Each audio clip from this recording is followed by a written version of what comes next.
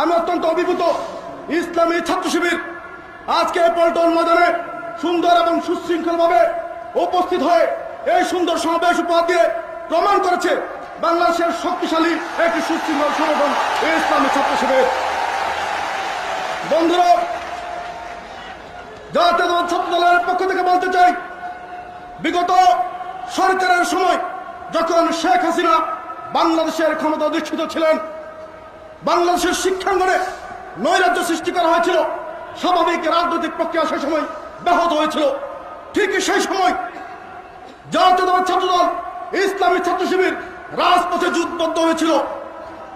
রাজপথে যুদ্ধবদ্ধ হয়ে এই ঘোষণা করেছিল, শেখ হাসিনার মতো ফ্যাসিবাদী নেত্রীকে বাংলাদেশের রাষ্ট্র ক্ষমতা থেকে উচ্ছেদ না করে ঘরে ফিরে যাবে না।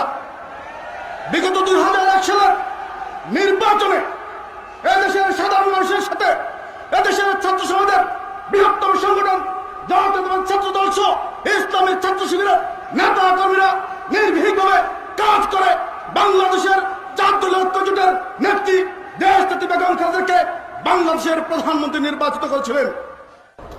প্রিয় নেতৃবৃন্দ, 2001 সালের নির্বাচনে আমরা বন্ধুপ্রতিম দুটি সংগঠন ইসলামী ছাত্র শিবির, জাতীয়তাবাদী ছাত্র দল ঐক্যবদ্ধ হয়েছিলাম।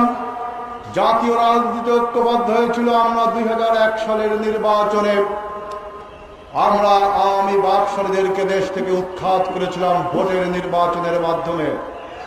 সংগ্রামী নেতৃবৃন্দ, বাংলাদেশে আজকে কেয়ারটেকার সরকার ব্যবস্থা প্রবর্তিত রয়েছে। যে যাই বলুক এই কেয়ারটেকার সরকারের প্রথম উত্থাপন করেছিলেন কিন্তু এই জামাতে ইসলামের বর্তমান আমির সফল শিল্পমন্ত্রী মতিউর রহমান নিজামী সাহেব। তখন কিন্তু সবাই মেনে নিয়েছিল এই কেয়ারটেকার প্রথা।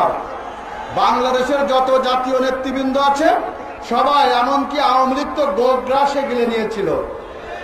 আজকে যখন এই কেয়ারটেকার প্রশ্নে আবার যখন আলোচনার ব্যাপার হলো, তখন কিন্তু এই এতিমদের সংগঠন 14 দল আর ওই ফরেন ব্র্যান্ডের নেত্রী এক ফালতু রসিকতা শুরু করেছে।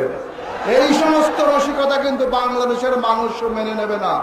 আমরা বাংলাদেশের ভিতরে এমন কোন ষড়যন্ত্র, আমরা যে কোনো ষড়যন্ত্রকে মোকাবেলা করার জন্য জাতীয়তাবাদী ছাত্র দল এবং ইসলামী ছাত্র শিবির প্রস্তুত রয়েছে। বাংলাদেশের ঘুড়ি আকাশে ঘুড়ি উড়বে, আর সেই ঘুড়ির লাটাই থাকবে ভারতে। এমন ঘুড়ি বাংলাদেশের আকাশে আমরা ইনশাআল্লাহ উঠতে দিতে পারি না। সুতরাং ইনশাআল্লাহ আমরা হাতে হাত ধরে ঐক্যবদ্ধভাবে টেকনাফ থেকে তেতুলিয়া, রূপসা থেকে পাতুরিয়া, তামাবিল থেকে বাংলা বান পর্যন্ত গোটা ছাত্র সমাজ ঐক্যবদ্ধ হয়ে ইনশাআল্লাহ 2007 সালের নির্বাচনে জোটের পক্ষে জনসমর্থন গড়ে তুলব। ধানের শীষ দাঁড়িপাল্লার পক্ষে জনসমর্থন গড়ে তুলব। ইনশাআল্লাহ বিজয় আমাদের সুনিশ্চিত।